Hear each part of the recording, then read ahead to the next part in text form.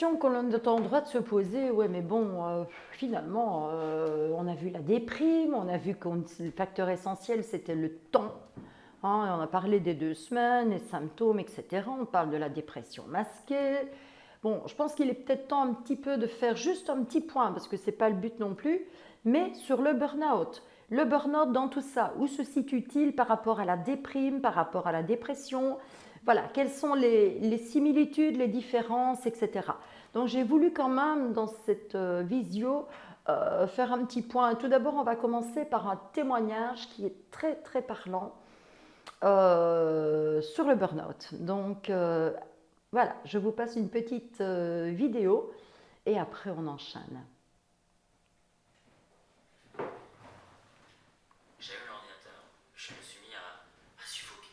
J'avais du mal à respirer, je tremblais, et là, d'un seul coup, je m'effondre. J'étais un salarié plutôt impliqué, j'avais tendance à ne pas regarder ma montre. On arrive le soir chez soi, relativement tard, on grignote quelque chose, on va au lit, et le matin on se lève, et puis c'est vite, vite, vite, on repart au travail. Donc finalement, je était rythmé pour mon entreprise, pour mon travail. Pendant le week-end, j'étais encore en train de penser à ce que j'avais réalisé, comment j'allais organiser mon lundi pour être prêt pour les deadlines qui arrivaient, la semaine qui arrivait. Les facteurs qui ont mené à mon burn-out sont une implication très grande, voire trop grande par rapport au retour ou à la reconnaissance que j'attendais. Ça s'est notamment vu par le salaire. J'estimais être trop peu payé par rapport à mes responsabilités, par rapport à la pression au travail, par rapport à l'industrie dans laquelle je bossais. Il y a aussi la surcharge de travail, beaucoup de choses à faire en très peu de temps. Les projets étaient intéressants jusqu'à ce qu'on me mette sur certains projets qui, soudainement, sont un peu sortis du cadre de mes valeurs. Je me souviens d'une journée où j'avais passé 8 heures en réunion, et en fait, pendant ce temps-là, je fais rien, je produis rien, mais sauf que la deadline arrive. Alors, il y a une pression qui est naturellement imposée dans l'entreprise, mais il y a aussi cette pression que je me mettais à moi-même parce que je voulais bien faire, et tout ça a engendré un échauffement de mon cerveau à un moment donné, et j'ai fini par craquer. En allumant l'ordinateur, tout ça est remonté et j'ai commencé à suffoquer, j'avais chaud, je sentais mon cœur se mettre à palpiter très rapidement. Mais surtout ce qui m'a fait peur, c'est de voir que j'avais du mal à respirer, et puis d'un seul coup, le déluge, je me suis mis à pleurer, je me suis effondré comme un gamin. C'était psychique, c'était physique, et ça faisait vraiment peur. J'ai pris des bonnes respirations et j'ai dit là je peux pas continuer, j'ai appelé ma boss et je lui ai dit que je bosserais pas aujourd'hui. J'ai appelé le médecin et puis c'est là qu'elle m'a dit vous venez de faire un burn-out, et elle m'a mis en repos. Ça a été prolongé jusqu'en septembre. Mon médecin m'a dit Conrad, je pense que tu n'es pas tout à fait prêt, mais si tu veux tenter, je peux pas t'en empêcher. Je lui ai dit ça fait 2 mois maintenant et ouais je vais tenter. Après le moment où j'avais pris la décision de retourner à l'entreprise, une angoisse est revenue en moi. Tout ce que j'avais perdu comme angoisse et stress, là ça revenait. J'arrivais pas à le contrôler. Un beau matin, en me rasant, je découvre un trou. Et puis un deuxième, puis un troisième. Et puis là on m'annonce c'est une pelade, mais ça va, t'es pas trop stressé?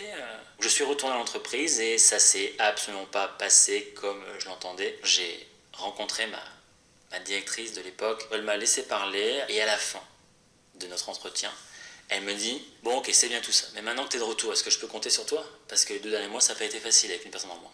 Quand je suis sorti de cet entretien, j'ai commencé à avoir mal au bras. C'était en fin de journée, j'ai attrapé mes affaires, je suis parti, je suis allé voir le médecin directement. Et donc mon médecin m'a expliqué tout le travail que toi tu as fait sur toi-même, l'entreprise ou ton manager ne l'a pas fait, ça ce travail. Les gens ne comprennent pas toujours ce qu'est un burn-out. Et donc tu ne seras pas accueilli avec toute la bienveillance dont tu as besoin. Et c'est là où elle m'a dit, je crains que tu ne retrouveras jamais ce que tu attends dans cette entreprise. À la suite de ça, elle m'a remis encore en arrêt de travail, et ça a été prolongé jusqu'à fin décembre. Pendant ces 6 mois de temps, là, j'ai bien réfléchi à ce que je voulais faire de ma vie. Et il était évident que je ne voulais plus retourner dans cette entreprise. Ça me faisait un pincement au cœur pour mes collègues que j'adorais, mais je ne pouvais plus. Et c'est là que j'ai pris la décision de me lancer en tant que photographe indépendant, qui est ma passion depuis toujours. Le burn-out m'a permis de prendre conscience de l'importance d'être en bonne santé, l'importance de faire des choses qui ont du sens, qui ont de la valeur à nos yeux. Ça m'a permis de prendre ce temps pour moi, et rien que pour moi, pour une fois être un peu plus égoïste et de réfléchir à un plan d'action pour ma vie. Pendant mon burn-out, je ne travaillais plus pour quelqu'un d'autre, je travaillais pour moi. C'était vraiment prendre le temps de décompresser, essayer de ne penser à rien, ou juste à qu'est-ce que je veux dans la vie. Quand je vais me réveiller à 80 ans, qu'est-ce que je veux avoir accompli.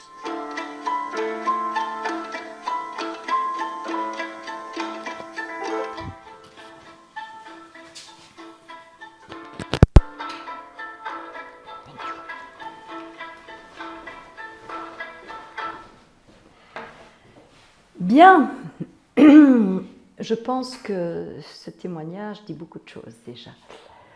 Quand on a connu un burn-out, on s'y retrouve. Il y a d'autres symptômes également, c'est pas le sujet, mais voilà, un burn-out, c'est pas une petite chose. Et je suis persuadée que ce soit vous, que ce soit dans votre entourage, ou vous connaissez des personnes chez qui on a posé le mot de burn-out. Alors, dans l'inconscient collectif, vraiment, de la société, un burn-out, c'est souvent perçu comme la dépression du travailleur. C'est un cliché aussi qui est mis. Ce burn-out n'existe pas que pour le monde du travail.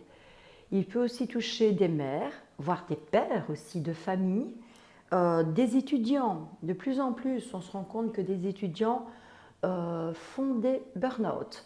Donc voilà, il n'y a pas que dans le monde du travail. Ça, je tiens quand même à le préciser. Ça touche différentes sphères et c'est encore, je vais dire, c'est encore une connotation, c'est encore mal connu. Et voilà, et on appelle, dans le monde du travail en tout cas, la dépression du travailleur. Alors, un petit tableau pour vous faire vraiment la différence entre un burn-out et une dépression. Le burn-out, il est dû à un surmenage en fait. Il est dû vraiment à un surmenage. Et évidemment, le plus fréquent, c'est le burn-out professionnel. Et ça entraîne ce surmenage, le plus souvent professionnel, à bout de force physique. Ça peut être aussi familial, parental. Il est d'apparition brutale, vous l'avez entendu dans le témoignage, il est d'apparition brutale. La personne, elle craque du jour au lendemain généralement. Donc, ce n'est pas un processus du long terme. Hein. C'est du jour, ici, il s'est effondré devant son PC. D'autres personnes, du jour au lendemain, sont incapables de monter dans leur voiture pour se rendre au travail. C'est terminé, au point mort. Ils ne savent plus aller. Voilà, avec tout ce qui s'ensuit, on va le voir. Hein. Tandis que la dépression, il y a, on l'a vu, une influence de facteurs génétiques. Il n'y a pas que ça, il y a des facteurs psychologiques, il y a des facteurs environnementaux et l'installation de la dépression, elle est progressive avec une perte de plaisir, d'intérêt et de désir. Ça, c'est la dépression. Donc voilà déjà une grosse différence entre les deux. Hein. Le burn-out, c'est un trouble psychique qui résulte d'un stress chronique. On a vu l'effet du stress, hein, le stress intense de 15 minutes et celui beaucoup moins intense mais plus long. Donc c'est un trouble psychique qui résulte d'un stress chronique et qui amène au syndrome d'épuisement professionnel ou parental ou estudiantin, peu importe, mais voilà. En tout cas, c'est vraiment un stress chronique qui est là. Tandis que la dépression, comme j'ai insisté tout à l'heure, c'est une maladie, c'est une névrose, donc ça fait partie des maladies psychiatriques, hein, qui est soignée en psychiatrie. Le type d'épuisement aussi. Quelle différence y a-t-il entre un burn-out et une dépression dans le type d'épuisement? En tout cas, dans le burn-out, l'épuisement, il est essentiellement physique. La personne continue en fait à lutter pour récupérer son énergie. Voilà, elle est parfois même au-delà. Elle veut faire, elle veut récupérer, elle veut retourner, elle lutte vraiment. Tandis que dans la dépression, l'épuisement, il est physique, on l'a vu dans les symptômes, mais il est également psychologique. Hein. La personne, elle ne se bat plus.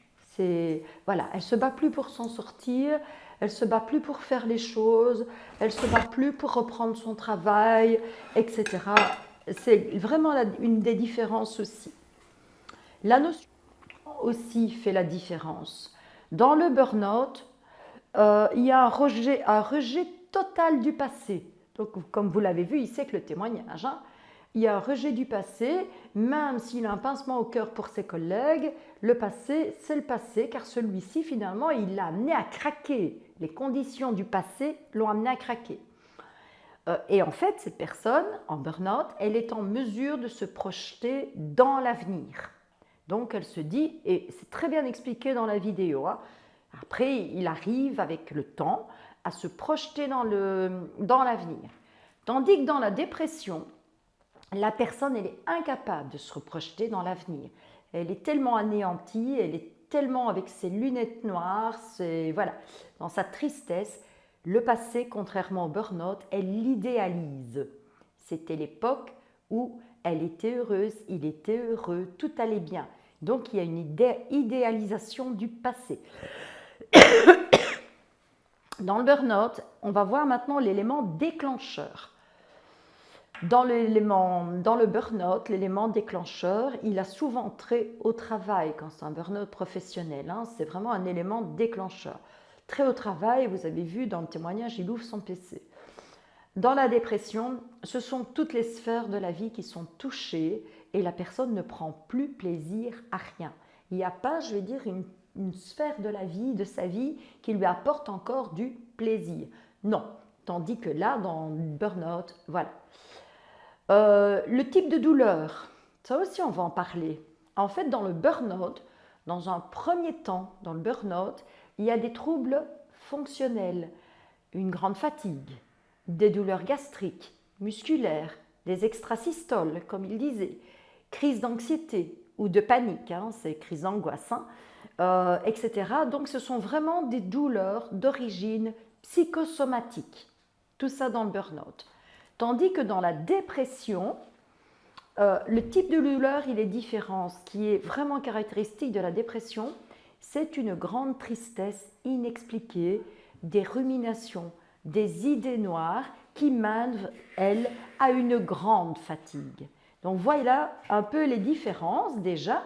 Et puis il y a encore d'autres choses. Dans le burn-out, l'aspect subi ou progressif. Donc dans le burn-out, le corps et la tête peuvent dire non, comme je vous l'ai dit, du jour au lendemain. On a une impression d'explosion ou d'effondrement, vraiment, du jour au lendemain, sous deux sortes de manières différentes, deux ou trois sortes de manières différentes, mais voilà, c'est du jour au lendemain. En tout cas, c'est radical. Hein. Dans la dépression, au contraire, l'installation, elle est progressive, qu'il s'agisse d'un traumatisme soudain ou d'une accumulation d'épreuves. La fatigue, le perte d'appétit, de désir, les insomnies surviennent, etc. La dépression, c'est vraiment un glissement progressif. Le déni aussi. Quelle différence entre le burn-out et la dépression dans le déni? Dans le burn-out, la personne, elle refuse son état. Elle refuse son état, en tout cas au début. Elle continue à s'activer et à lutter jusqu'à ce que son corps s'effondre. On l'a vu, après 2 mois, il reprend, hein, il veut reprendre le travail. Hein. Jusqu'au moment où son corps s'effondre. Il le dit, première journée, douleur dans le bras, hein, il est allé chez son médecin. Donc le physique, il parle, le corps s'exprime. Dans la dépression, la personne, elle ne se bat plus.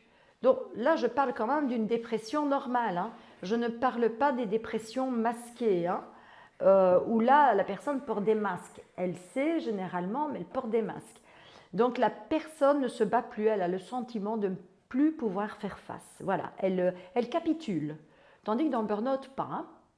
Au niveau de l'humeur, les différences qu'il y a dans le burn-out et la dépression, dans le burn-out, la personne, elle est irritable, elle ne supporte plus son entourage professionnel généralement ou familial. Voilà, elle est très irritable, tandis que dans la dépression, bon, ça dépend hein, des symptômes. On l'a vu que les symptômes pouvaient être variés, mais souvent, il y a une indifférence. Plus rien ni personne ne l'intéresse. Hein. Donc, voilà, on a vu que ça pouvait aussi, je vais dire, il faut nuancer, quoi, mais en général. Par contre, ce qu'il y a de commun dans le burn-out et la dépression, c'est idem, c'est une perte de confiance en soi et c'est un sentiment de dévalorisation. Ça, c'est la même chose dans les deux, dans le burn-out et la dépression. Dans le burn-out, il y a une tristesse aussi, ben oui, voilà. Il y a peut-être aussi une culpabilité, qu'est-ce que j'ai mis dans la sauce pour en arriver là.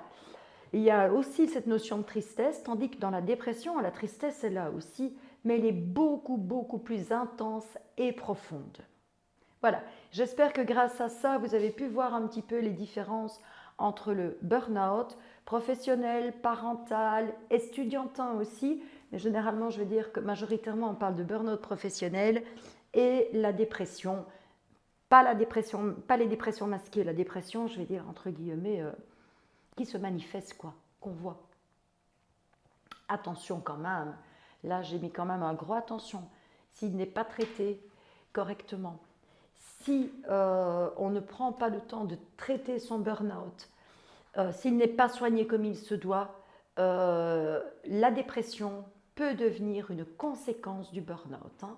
Donc il faut faire très attention quand même, tout comme d'une déprime, on peut aller, mais ici un burn-out, il doit être diagnostiqué, soigné avec le temps nécessaire, sinon la personne risque de rentrer en dépression. Ça peut être une conséquence.